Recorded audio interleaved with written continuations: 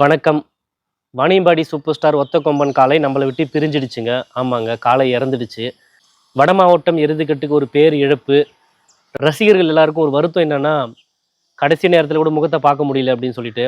அதை விட ஒரு பெரிய வழி என்னன்னா, நம்ம காளை உரிமையாளர் பன்னீர் அண்ணா. அவர் வாழ்நாளில் பாதி காலத்தை இந்த காளைக்காகவே அர்ப்பணிச்சாருன்றது எல்லாருக்குமே தெரியும். ரசிகர்கள் நமக்கே இவ்வளோ கஷ்டமா இருக்கும்போது காளை உரிமையாளருக்கு எவ்வளோ கஷ்டமா இருக்கும், அதை நம்ம புரிஞ்சுக்கணும். இது ஒரு விபத்து.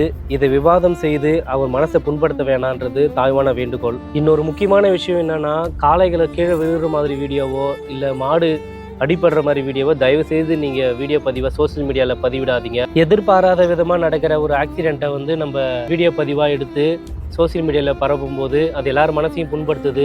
தயவு செய்து இதை தவிர்த்தா ரொம்ப நல்லது.